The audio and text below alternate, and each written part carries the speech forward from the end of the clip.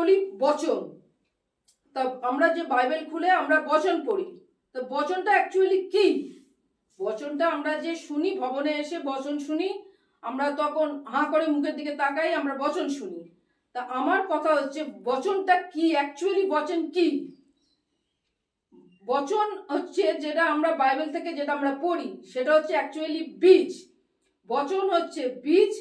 আর বচনকে আমরা কি করি? বচন শুনে আমাদের উচিত হচ্ছে সে বচনকে শুনে হৃদয়তে গাঁথতে হবে, তবেই আমাদের সেই বচন কার্যে পরিণত হবে। বচন শুনে আমি যদি সেটাকে মন দিয়ে না শুনি, আমি যদি ইধার উধার এদিকে ওদিকে তাকাই, সে বেলুনের মতন ফুস করে উঠে ওপরে চলে যাবে। আমাদের বচন শুনতে হবে, হৃদয় গাঁথতে হবে, তবেই আমাদের জীবনে কার্য আমরা দেখতে পাবো। প্রভুর কার্য তখনই আমরা দেখতে পাবো। মনে করে আমি একটা এক্সাম্পল দিচ্ছি। সাপোজ আমি আলুর বীজ বুনেছি, আর আমি প্রভুকে দিন রাত প্রার্থনা করছি, প্রভু মুঝে টমাটার দে, টমাটারকে বীজ ফল দে প্রভু। তা এটা কি কোনো, আমি বুনেছি আলুর বীজ আর প্রভুর কাছে চেয়ে যাচ্ছি টমাটার, তা এটা তো কোনোদিনও প্রভু দেবে না। তা যে বীজ বুনেছি। আর আরেকটা কথা, বীজ বুনলেই তো ফল পরের দিন পাওয়া যায় না। আজকে আমি প্রভুর কাছে বললাম আর কালকেই আমি বলছি যে প্রভু কোথায়, হলো না তো। ব্রাদার আমাকে বললো এই করতে, সিস্টার আমাকে বললো এই করতে, আমি করলাম, কিছু তো হচ্ছে না। তাহলে এই সব যিশু এটা হচ্ছে না, তাহলে আমি আবার অন্য কোথাও যাই। সেটা নয়। যখন আমি কোনো বীজ বুনলাম আমার শরীরের ভেতরে, নিলাম, হৃদয় গাঁথলাম, আমাকে যেরকম বীজ আমরা বুনি, সেখানে জল দিই, মাটি খুঁড়ি, সবকিছু করতে করতে তবে সেই জিনিসটা আস্তে আস্তে আস্তে ফল হয়। তাই আমাদেরও সেই ধৈর্যটা দেখে যে আমরা কতটা পেশেন্সলি সেই জিনিসটাকে আমরা তাকে বলেছি, মানে ইনস্ট্যান্ট সে আমাকে রেজাল্ট দেবে না, বিকজ সেও আমাকে টেস্ট করবে যে হ্যাঁ আমি দেখি সে যে সন্তান আমাকে বলেছে তার কতটা বিশ্বাস আমার ওপরে। মানে সব কথাতে এখানে মেন হচ্ছে বিশ্বাস। মেন শব্দ এখানে প্রভুর এখানে আসা মানেই হচ্ছে আমার পুরো বিশ্বাস নিয়ে আমাকে এখানে আসতে হবে। বিশ্বাস ছাড়া এখানে কোনো কাজ হয় না। আর বিশ্বাসটা কোথা থেকে আসে? বারবার বারবার এই বচন যত আমি শুনবো, যত আমি পড়বো, তবেই আমার কিন্তু বিশ্বাসটা আসবে, নচেত বিশ্বাস আসবে না। আর বিশ্বাস যতক্ষণ না আমার মনের ভেতরে আসবে ততক্ষণ আমি কোনো ফল কিছু পাবো না। ফার্স্ট অফ অল হচ্ছে আমার বিশ্বাস, আমার ফেথ হচ্ছে সবার আগে। মানে এটা কোথা থেকে বলছে? By hearing and hearing word of God faith comes. তখন মানে বারবার বারবার শুনতে শুনতে শুনতে শুনতে আমার ভেতরে একটা বিশ্বাস আসবেই, হ্যাঁ আমার প্রভু জীবন্ত প্রভু। এই মূর্তি পূজার ঠাকুর নয় যে তাকে জলে ভাসিয়ে দিচ্ছি, এই করে দিচ্ছি। আমার প্রভু, আমার পিতা হচ্ছে জীবন্ত পিতা, যে মৃত থেকে 3 দিন বাদে সে জীবিত হয়ে উঠেছিল। তাই তার সমস্ত কিছু করার ক্ষমতা আছে, কিন্তু আমাকেও সেই পেশেন্সটা ধরতে হবে। আমি বলেছি মানে আমাকে ওয়েট করতে হবে। কারণ একটা গাছ বীজ দিলে ফল, তার পর দিন ফল হয় না, ফুল হয় না, নাথিং হয় না। ফার্স্ট গেল। সেকেন্ড পয়েন্টে আমি আসছি। এই যে বইটা, এই যে বাইবেল, এটা কি অ্যাকচুয়ালি? বাইবেল তো আমরা সবাই হাতে করে নিয়ে বসি, সবাই আমরা খুলি। What is this Bible? এই কোয়েশ্চেনটা আমি করছি সবাইকে।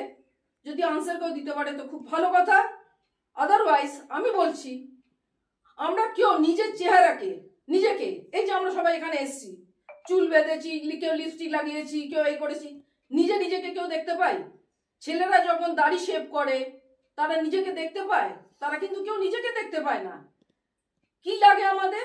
আমাদের আয়না লাগে, একটা মিরর লাগে। So this Bible is our spiritual mirror. Spiritual mirror. এটা আমার প্রভু যিশু। যখন আমি বাইবেল আমার সঙ্গে আছে, মানে প্রভু আমার সঙ্গে আছে, আমার এই বিশ্বাস থাকবে, এবং বিশ্বাসটা এতটাই স্ট্রং থাকবে যে কোনো আমার কাছে কোনো খারাপ, কোনো ডেভিল, ইভিল স্পিরিট আমার কাছে আসতে পারবে না, বিকজ এটা আমার সঙ্গে আছে। দ্যাট মিনস এটা আমার প্রভু যিশু, এটা আমার।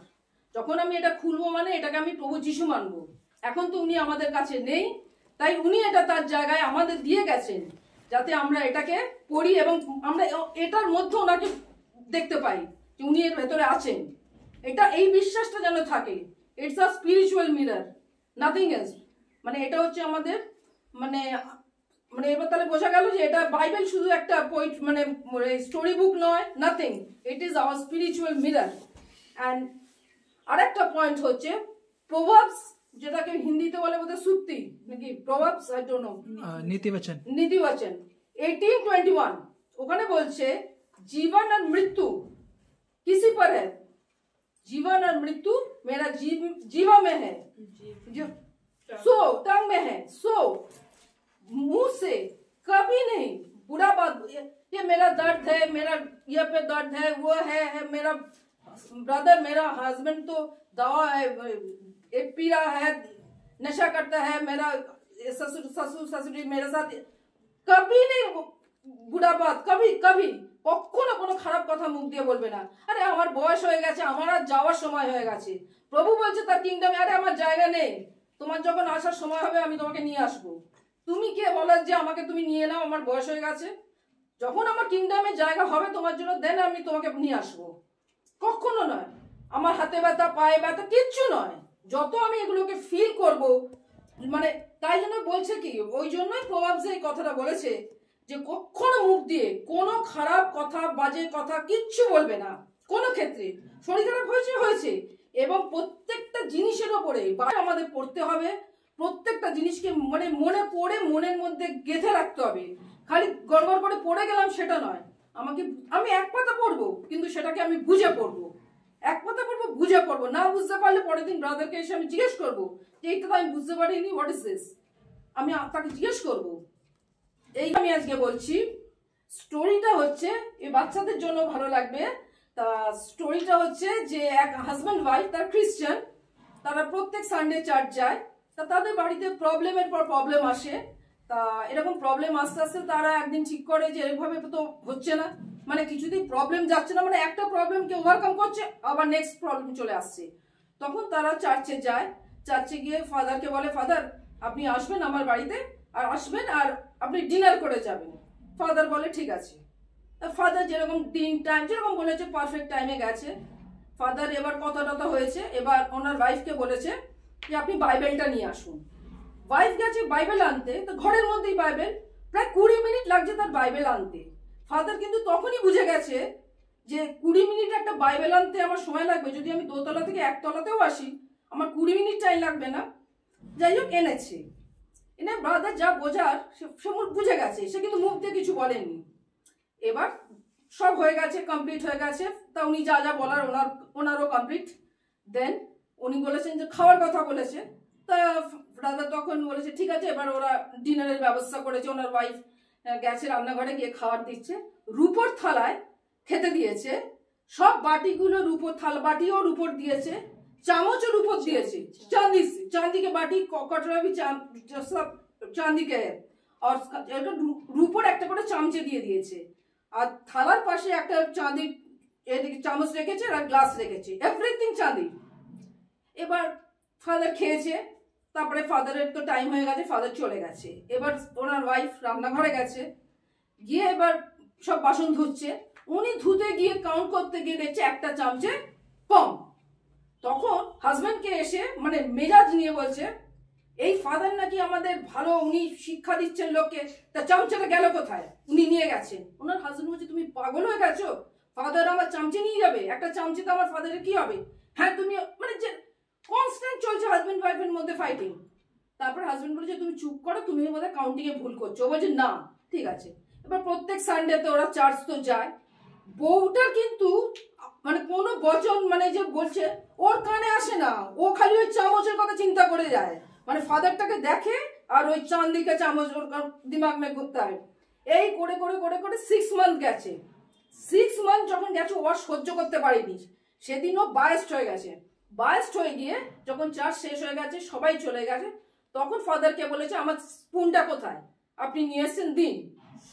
তখন ফাদার বলছে আপনার চামচ আমি নিয়ে এসছি, তা আপনি যা যা বলেছিলাম করেছেন, প্রেয়ার করতে বলেছিলাম, এই করতে বলেছিলাম সব করেছেন তো? বলে হ্যাঁ করেছি। বলছে আপনি বাইবেল খুলেছিলেন? তখন বলছে চুপ করে গেছে। বলছে আমি তো আপনার চামচেটা আপনার বাইবেলের ভেতরে রেখে এসছি। তার মানে কি বোঝালো যে ও যে এত প্রবলেম, তার মানে বাইবেলটা কোথায় রেখে দেওয়ার ঠিক নেই, মানে চামচটা আছে সেই দিনই উনি টেস্ট করবার জন্য যখন 20 মিনিট বাদে বাইবেলটা এনে দিয়েছে, মানে উনি তখনই ধরে নিয়েছেন যে বাইবেল এমন জায়গায় ঢুকিয়ে রেখে দেয়, কোনোদিন ওরা বাইবেল বার করে না। মানে ওনার কাছে আনার আগে ভালো করে মুছে টুছে, তা বাইবেলই পড়ে না। এদিকে খ্রিস্টান প্রভুকে ডাকে, প্রভুকে, তাহলে তার ঘরে সমস্যা আসবে না তো কার ঘরে আসবে? প্রভু উনি কিন্তু নেননি, উনি ওটা জাস্ট টেস্ট করবার জন্য উনি বাইবেলের ভেতরে রেখে দিয়ে চলে এসেছিলেন। তখন বাড়ি এসছে, আর তখনও কিন্তু উনি হননি, শান্ত হননি। বাড়িতে এসে ফার্স্ট কাজটাই হচ্ছে বাইবেলটা যেই এরকম খুলেছে, মানে চামচটা তো অটোমেটিকলি উঁচু হয়ে আছে, দেখছে রূপো চামচটা ওখানে আছে। তখন আবার ব্রাদারের কাছে গিয়ে তখন ওনাকে মানে চাইছে, ক্ষমা চাইছে। তো ব্রাদার বলছে ঠিক আছে। তাই আমরা এখনো বিশ্বাসী অনেকে আছে বাইবেল খোলেই না, বাইবেল খোলার টাইম নেই, বক্তব্যটা সাইড হয়ে গেল। আমার বিয়ে বাড়িটাই কিন্তু আমার কাছে আগে হলো, বিয়ে বাড়িটাই আমার কাছে আগে হলো। কিন্তু আমাদের হওয়া উচিত কি ছিল? আগে আমার প্রভু, আগে আমার প্রভু, তারপরে আমার অন্য কিছু, পরে সেটা।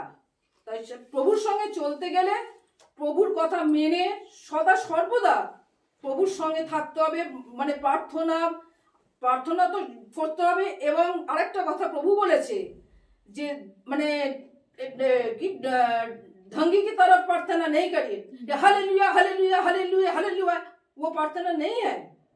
ওরকম করে প্রার্থনা লোককে দেখিয়ে আমার প্রার্থনা করার কোনো দরকার নেই। প্রার্থনা, হ্যাঁ, যেরকম আমরা এখানে এসেছি প্রার্থনা করছি, কোথাও যে কাজ সন্ধ্যেবেলা যাবো সেখানেও ভালো করে প্রার্থনা করব, কিন্তু প্রভু এটাও বলছে যে একাত্মিক প্রার্থনা বহুত জরুরি হ্যাঁ। মানে তখন সেই সময় আমি আরেকটা কথা, প্রভুর কাছে যখন আমি প্রার্থনায় বসবো, আমি কিন্তু কখনো একটা শপিং লিস্ট নিয়ে বসবো না যে আমার এই চাই সেই চাই। হ্যাঁ, কারণ প্রভু আমার ভেতরে আছে। যদি আমি এটাকে বিলিভ করি যে প্রভু আমার ভেতরে আছে, তাহলে প্রভুকে বলতে হবে না যে আমার এই চাই সেই চাই, আমার স্বামীকে এই করে দাও, ছেলেকে এই করে দাও, আমার মেয়েকে এই করে দাও, আমার ভাইকে ভালো করে দাও। প্রভু সব জানে, আমাকে শপিং লিস্ট নিয়ে বসতে হবে না। খালি প্রভুর সঙ্গে আমাকে এটাই প্রভুকে বারবার বলতে হবে, প্রভু তোমার সঙ্গে আমার রিশ্তা আরো মজবুত করো, আরো তোমার সঙ্গে আমার সম্পর্ক আরো গভীর করো, আমি তোমাকে পেতে চাই। প্রভুর সাথ যে একবার পেয়ে যাবে, সে প্রভু ছেড়ে সে কোনোদিনও কোথাও যাবে না, এটা আমার বিশ্বাস। তাই আমি এই বক্তব্যটা রাখলাম। তাই প্রভুকে এই যে ব্রাদার যে বলার আমার সুযোগ দিয়েছিল, তাই ব্রাদারকেও বলছি ধন্যবাদ, আর প্রভু যিশুকে তো অসংখ্য অসংখ্য ধন্যবাদ। আমেন।